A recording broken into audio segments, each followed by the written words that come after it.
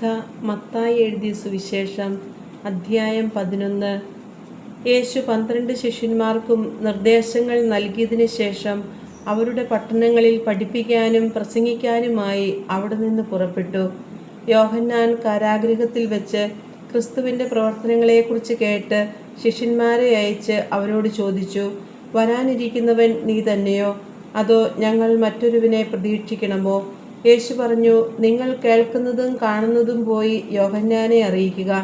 അന്ധന്മാർ കാഴ്ച പ്രാപിക്കുന്നു, മുടന്തന്മാർ നടക്കുന്നു, കുഷ്ഠരോഗികൾ ശുദ്ധരാക്കപ്പെടുന്നു, ബധിരർ കേൾക്കുന്നു, മരിച്ചവർ ഉയർപ്പിക്കപ്പെടുന്നു, ദരിദ്രരോട് സുവിശേഷം പ്രസംഗിക്കപ്പെടുന്നു. എന്നിൽ ഇടർച്ച തോന്നാത്തവൻ ഭാഗ്യവാൻ. അവർ പോയതിനു ശേഷം യേശു ജനക്കൂട്ടത്തോട് യോഹന്നാനെക്കുറിച്ച് സംസാരിക്കാൻ തുടങ്ങി. എന്ത് കാണാനാണ് നിങ്ങൾ മരുഭൂമിയിലേക്ക് പോയത്? കാറ്റ് തുളയുന്ന ഞാങ്ങണയോ?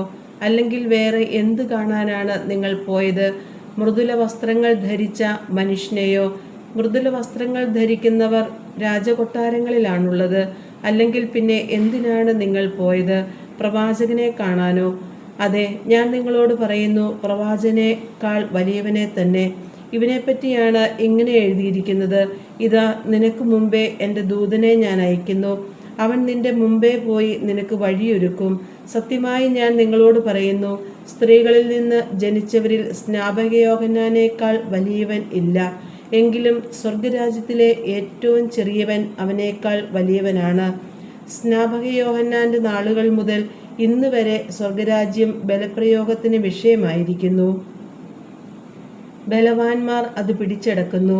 യോഹന്നാൻ വരെ സകല പ്രവാചകന്മാരും നിയമവും പ്രവചനം നടത്തി.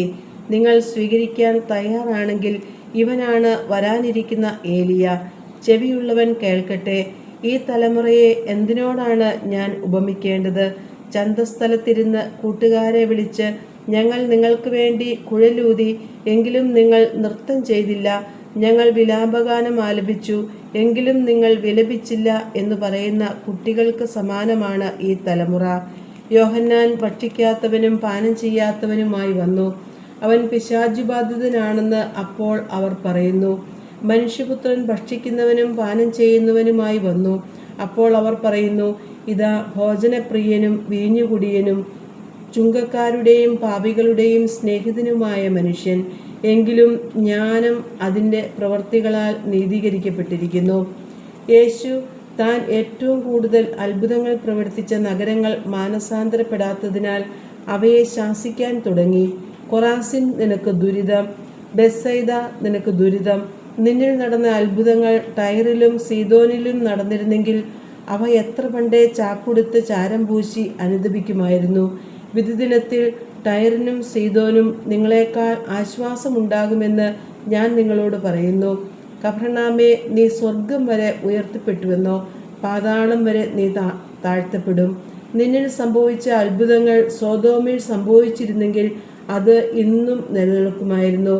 ഞാൻ നിന്നോട് പറയുന്നു, വിധിദിനത്തിൽ സോദോമിൻ്റെ സ്ഥിതി നിന്റേതിനേക്കാൾ സഹനീയമായിരിക്കും.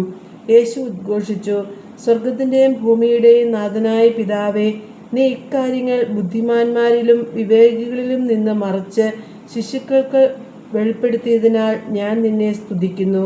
അതേ പിതാവേ, ഇപ്രകാരമായിരുന്നു നിന്റെ തിരുവുള്ളം. സർവവും എൻ്റെ പിതാവ് എന്നെ ഏൽപ്പിച്ചിരിക്കുന്നു. പിതാവല്ലാതെ മറ്റാരും പുത്രനെ അറിയുന്നില്ല. പുത്രൻ ആർക്ക് വെളിപ്പെടുത്തി കൊടുക്കാൻ മനസ്സാകുന്നുവോ അവനുമല്ലാതെ മറ്റാരും പിതാവിനെയും അറിയുന്നില്ല.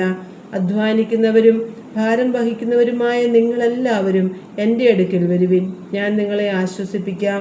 ഞാൻ ശാന്തശീലനും വിനീത ഹൃദയനുമാകയാൽ എൻ്റെ മുഖം വഹിക്കുകയും എന്നിൽ നിന്ന് പഠിക്കുകയും ചെയ്യുവിൻ. അപ്പോൾ നിങ്ങൾക്ക് ആശ്വാസം ലഭിക്കും. എന്തെന്നാൽ എൻ്റെ മുഖം വഹിക്കാൻ എളുപ്പമുള്ളതും ചുമട് ഭാരം കുറഞ്ഞതുമാണ്.